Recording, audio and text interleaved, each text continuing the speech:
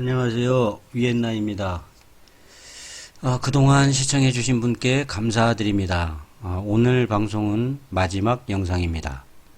방송을 종료하면서 현재 상황을 정리하고 향후 증시를 이해하기 위한 내용을 간략하게 정리해 봅니다. 미국 시장이 불안한 모습을 보이면서 불안감을 키우고 있습니다. 대통령 선거, 부양책, 코로나, 그리고 증시 고점 논란이 그 바탕에 있습니다. 사실 증시는 과열이라고 할 수도 있고 아니라고 할 수도 있습니다. 그동안 단기적인 관점에서는 이미 조정을 예고했고 그 폭과 대응 방법에 대해서도 언급했습니다. 현재 상황은 결론적으로 상승 중에 조정입니다. 조정폭이 크면 저점 매수가 가능합니다.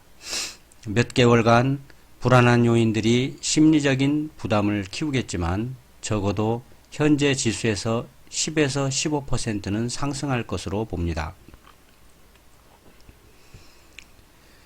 7월 30일 영상 이후 인텔과 AMD 가격 흐름을 모니터링하고 있는데요. 인텔의 3분기 실적이 기대에 못 미치면서 급락했습니다. 데이터 센터 관련 매출 호조를 기대했는데 실망스러운 결과가 나왔네요. 저점을 다시 낮췄습니다. 이대로 주저앉을 회사는 아니지만 지켜볼 필요가 있겠습니다. AMD는 상대적으로 횡보하는 수준이네요.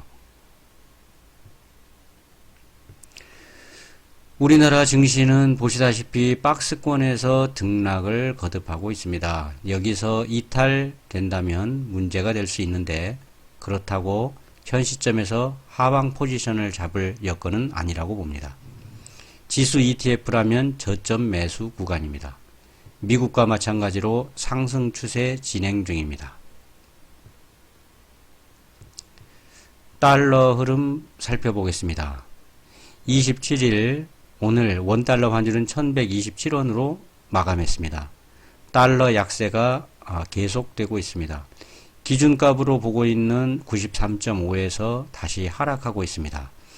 몇 개월간 하락을 이어갈 것으로 예상합니다. 만일 현 수준에서 10% 가까이 하락한다면 반전이 다시 일어날 가능성이 높다고 봅니다. 달러 가치가 추세 하락에서 다시 반전된다면 그때가 주가 상승의 끝무렵이라고 볼 수도 있습니다. 그때쯤이면 채권 수익률 역시 현재보다 한 단계 높은 수준에 도달해 있을 것입니다. 지금처럼 달러와 가치가 하락하는 상황에서 달러에 투자한다고 미국 주식을 매수했는데 주가마저 하락한다면 손실이 커지겠죠. 종목 자체에 투자하는 것은 주의해야 합니다. 지수나 채권 관련 ETF가 그나마 방어적이라고 볼 수 있습니다. 물론 채권 상품은 채권 수익률 상승에 베팅하는 상품을 선택해야겠지요. TMV 같은 상품입니다. 그리고 정말 중요한 것은 달러 가치는 당분간 하락세를 이어갈 것으로 예상한다는 점입니다. 물론 중간중간 등락을 거듭하면서 필요한 수치까지 움직일 겁니다. 다음은 금값에 대한 부분입니다. 기대 인플레이율 방향과 거의 동일하게 움직이는 모습을 보여주고 있었습니다. 현재 기대 인플레가 1.7 수준에서 변화가 없고 금값도 1900달러 선에서 횡보하고 있습니다. 이 횡보는 어떤 방향으로든 깨지겠죠. 10년물 실질금리는 마이너스 0.9%입니다. 인플레가 지지부진하면서 실질금리 흐름도 횡보하고 있습니다.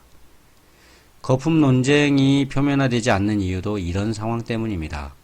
실질금리는 하락세를 이어갈 것을 기대합니다. 그리고 이건 10년물 국채금리인데요. 이건 예상대로 상승하고 있습니다. 제 방송에서 계속 모니터링 해드렸죠. 지난주에는 0.85%까지 상승했습니다. 증시에 유리한 방향이라고 이전 영상에서 설명해 드렸습니다. 지난 방송 참고하시기 바랍니다. 저는 국제금리가 상승할 것으로 예상하고 있기 때문에 모니터링을 위해 국채 가격 하락 시, 즉 국채금리가 상승할 때 수익이 나는 TMV를 소량 매수했다고 알려드렸습니다. 달러가치 하락은 커버할 것으로 기대했는데 6% 조금 넘게 수익이 났으니 계획대로 된 것 같습니다. 경제지표입니다. 22일 발표된 실업지표는 상당히 양호한 수치입니다. 기존 주택 판매도 예상보다 높은 수치인데 신규 착공도 중요하니 모니터링 해야겠죠. 23일 발표된 제조업 PMI는 예상치보다 낮은 53.3입니다. 예상보다는 낮지만 기준값인 50보다 높기 때문에 확장이 진행되고 있다고 해석하면 됩니다. 즉 증시에는 긍정적입니다. 실업지표가 많이 호전되고 있네요. 이전 주보다 0.7%포인트 하락한 5.7%입니다. 회복 속도가 빠르네요. 계속 청구는 100만 건 가까이 감소한 837만 건, 신규도 80만 건 아래로 내려왔습니다. 이런 지표들은 증시에 호재가 되는 지표인데요. 다른 악재들에 덮여서 관심을 끌지 못하고 있습니다. 때가 되면 주목받으리라 생각합니다. 마침내 계속 청구가 1000만 건 아래로 내려왔습니다.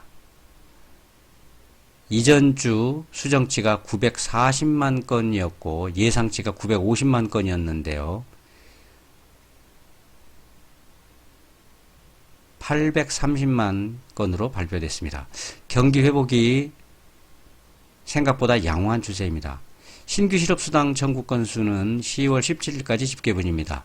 코로나로 인해 실업자가 폭발하던 3월과 비교하면서 해석하고 모니터링 하시면 됩니다. 미국 대선이나 코로나 등이 시장의 악재로 작용하고 있지만 몇 개월 후의 증시는 현재보다 높은 수준에 도달해 있을 겁니다. 오늘 방송을 마지막으로 더 이상 모니터링 해드릴 수 없지만 차분하고 원칙적으로 대응하시면 성공하시리라 믿습니다. 그동안 시청해 주셔서 감사합니다.